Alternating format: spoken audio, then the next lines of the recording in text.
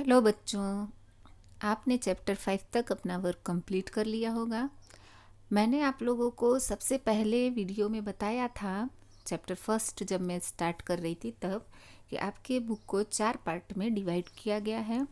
पहला पार्ट है अपनी अपनी रंगतें, जिसमें आपने कई जगह के कल्चर के बारे में पढ़ा, जैसे राख की रस्सी जिसमें तिब्बत की कहानी है, फिर फसलों का त्यौहार जो कि हमारे देश के अलग अलग प्रांत में फसलों के त्यौहार कैसे मनाए जाते हैं ये। तो ऐसे ही आपने चैप्टर 5 तक ये सब पढ़ा। अब बात का सफ़र स्टार्ट हो रहा है। बात का सफ़र में कम्युनिकेशन सिस्टम के बारे में है कि हम संचार व्यवस्था हमारी कैसी है। हमेशा से इंसान को अपना संदेश कहीं ना कहीं पहुंचाना होता था, तो पहले टाइम में वो कैसे भेजता था और अब हमारे संचार व्यवस्था में क्या क्या बदलाव आ गए हैं। जो हमारे संदेश कई कई महीनों में पहुंचते थे एक जगह से दूसरे जगह, अब वो कुछ सेकंड में पहुंच जाते हैं। तो इन सब चीज़ों के बारे में आप बात का सफ़र में पढ़ेंगे। इसमें सबसे पहले आपको एक पत्र दिखेगा। पत्र, अब आज के ज़माने में तो कोई किसी को पत्र लिखता नहीं है, सो आप इस पत्र को पढ़िएगा कि पत्र किस तरह से लिखा जाता है। ओके, और अब हम शुरू करते हैं चैप्टर 6, चिट्ठी का सफ़र। अपनी 10-12 साल की ज़िंदगी में तुमने कुछ पत्र तो लिखे ही होंगे।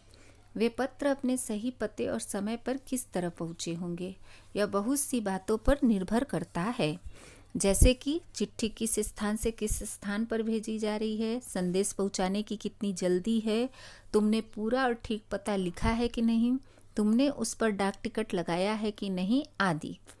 अब देखिए, अब आजकल तो कोई किसी को लेटर नहीं लिखता, आपने भी कभी नहीं लिखा होगा, लेकिन अभी रक्षाबंधन का टाइम था तो लोग एक दूसरे को राखी बाई पोस्ट भेजते हैं। जिसके भाई दूर रहते हैं वो उनको राखी भेजता है बाई पोस्ट। तो आपने वो ज़रूर देखा होगा कि लोग लिफाफे में रख के राखी और एड्रेस लिख के भेजते हैं। तो कोई भी चिट्ठी सही जगह पर कैसे पहुंचती है, ये किन किन चीज़ों पे डिपेंड करता है। मतलब ये ज़रूरी है कि उस पर बिल्कुल पूरा पता और सही पता लिखा हो। फिर हम अगर टाइम से चिट्ठी पोस्ट नहीं करेंगे तो वो देर में पहुंचेगा। जैसे अगर हमको रक्षाबंधन तक राखी भेजनी है तो हमको इतना टाइम मार्जिन रखना पड़ेगा कि अगर दूर हम भेज रहे हैं तो हम 10 दिन पहले 8 दिन पहले भेजें, पास के कहीं क्षेत्र में भेज रहे हैं तो 3-4 दिन में भी पहुंच जाएगा। ये सब चीज़ें हैं। अब प्रश्न यह उठते हैं कि आखिर चिट्ठी पर डाक टिकट लगाया ही क्यों जाए, पूरे और ठीक पते से क्या मतलब है, ज़रूरत पड़ने पर संदेश को जल्दी कैसे पहुंचाया जाए, स्थान बदलने से चिट्ठी के पहुंचने पर क्या असर पड़ता है। इनमें से कुछ सवालों के जवाब शायद तुम्हारे पास हों, खासकर तुम में से उनके पास जो डाक टिकटें इकट्ठा करने का शौक रखते हों। अब कुछ प्रश्न हैं, जैसे कि चिट्ठी जब भेजी जाती है तो उस पर डाक टिकट क्यों लगाया जाता है, या पूरा और ठीक ठीक पता क्यों लिखना ज़रूरी है, या हम किसी को चिट्ठी अगर बहुत इमरजेंसी है और जल्दी से भेजना है तो कैसे भेज सकते हैं। तो और अगर किसी का हम एड्रेस लिख रहे हैं और उस दौरान उसने अपना घर बदल दिया है, उसका एड्रेस चेंज हो गया है, तो क्या हो सकता है। तो आपको इसमें से क्या क्या बातें मालूम हैं, और जो नहीं मालूम है वो अपने पेरेंट्स से पूछिए आपकी क्यों ऐसा होता है। इन सवालों के जवाबों के लिए ज़रा नीचे दिए गए लिफाफों को गौर से देखो, दोनों पतों को दी गई जगह में लिखो। अब 2 लिफाफे हैं और दोनों पे पता लिखा है। जैसे सबसे पहले है महात्मा गांधी जहाँ हो वहाँ, ऐसे पता लिखा है, और दूसरे पे है श्रीमान निर्देशक महोदय, राष्ट्रीय शैक्षणिक अनुसंधान सर्वे प्रशिक्षण परिषद, अरविंद मार्ग, सी अरविंद मार्ग, नई दिल्ली, और पिन कोड भी लिखा हुआ है। तो दोनों में अलग तरह से पता लिखा है। अब हम इसके बारे में समझेंगे। ये दोनों पते किस तरह से भिन्न हैं, किस तरह से दोनों पते डिफरेंट है, दोनों एड्रेस। गांधी जी को भेजे गए पत्र में पते की जगह पर लिखा है महात्मा गांधी जहां हो वहां, वर्धा, जबकि लिफाफे पर इमारत या संस्थान से लेकर शहर तक का नाम लिखा हुआ है। अब महात्मा गांधी के लिए जो लेटर लिखा गया है उसमें लिखा गया है महात्मा गांधी जहाँ हो वहाँ। तो ऐसे अगर हम किसी को लेटर भेजें तो क्या पहुँच सकता है? अगर आप मान लीजिए कि मुझे लेटर लिख रहे हैं, तो अगर आप ये लिख के लेटर पोस्ट कर दे कि रेनू मैडम जहाँ हो वहाँ, तो डाकिए को थोड़े, पोस्टमैन को नहीं ना पता है कि मेरा घर कहाँ पे है, वो मुझे ला के लेटर देगा। ऐसा नहीं हो सकता है। लेकिन महात्मा गांधी के लिए ऐसे लेटर क्यों लिखा गया? क्योंकि महात्मा गांधी इतने फेमस व्यक्ति थे उस समय कि, और वो एक जगह नहीं रहते थे, आंदोलन के लिए उन्हें अलग अलग जगह पर जाना पड़ता था। तो वो इतने फेमस थे कि वो कहीं पे भी हों उनको लेटर मिल ही जाता था। कोई निश्चित पता अगर नहीं भी होता था कि इस टाइम वो साबरमती आश्रम में है या कहीं आंदोलन में गए हैं, ऐसा पता नहीं होता था, लेकिन फिर भी उनको लेटर मिल जाता था।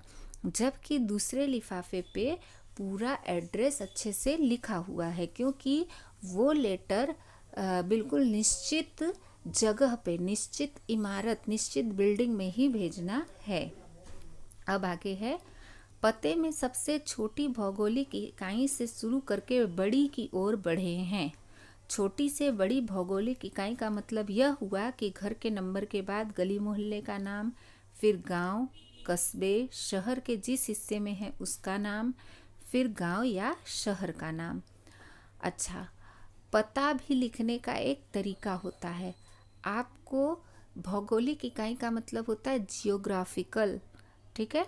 तो जियोग्राफिकल यूनिट, तो सबसे छोटे से बड़े की तरफ आप जाएंगे, यानी सबसे पहले अपने शहर का नाम नहीं लिखेंगे, सबसे पहले अपने गली का नाम, मोहल्ले का नाम, फिर उसके बाद जिस एरिया में रहते हैं उसका नाम, उसके बाद शहर का नाम, ऐसे लिखते हैं।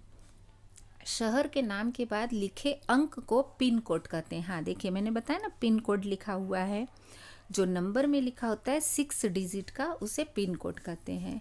हर जगह को एक पिन कोड दिया गया है। अब देखिए, देश के हर हिस्से के लिए एक अलग पिन कोड होता है, ठीक है? यह सोचने लायक बात है कि आखिर पिन कोड की ज़रूरत क्या है। हमारे देश में अनेक ऐसे कस्बे, गांव, शहर हैं जिनके नाम एक जैसे हैं।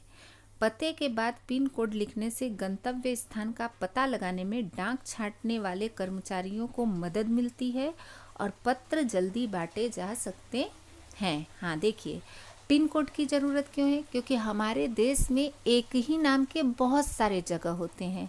जैसे किसी जगह का नाम मान लीजिए है बजरंगवाड़ी, तो बजरंगवाड़ी एक नहीं होगा, एक से ज़्यादा होगा। तो इसलिए अब डाकिये को कैसे पता चलेगा? जैसे रेल नगर एक नहीं है, 2 है, तो डाकिये को कैसे पता चलेगा कि किस रेल नगर का एड्रेस है? तो इसलिए पिन कोड जो दिया जाता है उससे जो लोग डाक छांटते हैं, जो एम्प्लॉय अलग अलग करते हैं हर एरिया के डाक को, उनको आसानी होती है और पत्र बांटने में डाकिया को भी आसानी होती है। अब आप समझ गए होंगे कि पिन कोड लिखना क्यों ज़रूरी होता है। अब देखिए, आपको जो बॉक्स में दिया हुआ है ये पिन कोड के बारे में पूरी डिटेल में जानकारी है। पिन कोड का फुल फॉर्म है पोस्टल इंडेक्स नंबर, और ये 6 अंक का होता है। कहीं का भी पिन कोड 6 अंक का होता है। जैसे आपने लिफाफे पे देखा 110016 लिखा हुआ था। अब इसमें भी कैसे समझेंगे कि ये पिन कोड कहाँ का है? इसमें पहले स्थान पर दिया गया अंक यह बताता है कि यह पिन कोड दिल्ली, हरियाणा, हिमाचल प्रदेश, पंजाब या जम्मू कश्मीर का है। सबसे पहले जो 1 लिखा है वो बताता है कि ये किस स्टेट का है। 1 जो नंबर है वो दिल्ली, हरियाणा, हिमाचल प्रदेश, पंजाब और जम्मू कश्मीर के लिए यूज़ होता है। अगले 2 अंक है, यानी जो 10 लिखा है वो बताता है कि यह दिल्ली का ही पिन कोड है। मतलब पहला 1 जो लिखा है वो तो 5 राज्यों के लिए हो गया, लेकिन दूसरा जो 10 लिखा है उससे पता चल गया कि ये दिल्ली का ही लेटर है। अगले 3 अंक यानी 016 जो लिखा है वो दिल्ली उप क्षेत्र के ऐसे डाकघर का कोड है जहाँ से डाक बांटी जाती है। अब वो देखिए 016 जो है वो वहाँ के एक डाकघर का कोड है, जिससे पता चले कि ये चिट्ठी उसी डाकघर में भेजनी है।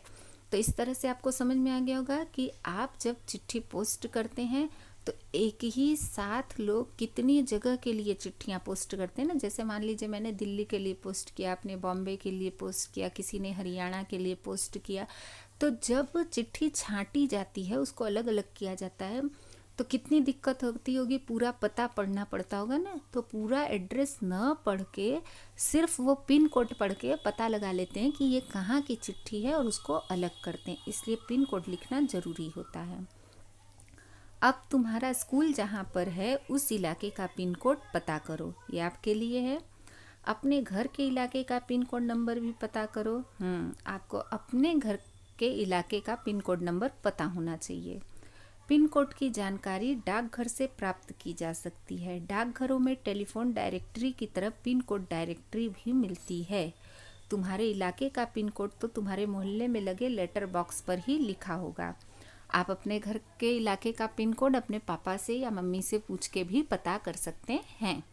प्रमुख जगहों या शहरों के पिन कोड नंबर तुम्हें कहाँ कहाँ मिल सकते हैं, और मुख्य मुख्य जो शहर हैं उसके पिन कोड आपको मोबाइल पे भी मिल सकते हैं, आप गूगल में अगर सर्च करेंगे तो।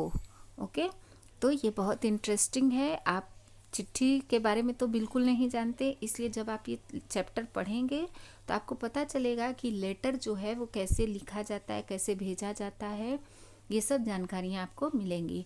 तो आज हम इतना ही रीड करेंगे, नेक्स्ट वीडियो में मैं आपको आगे समझाऊंगी।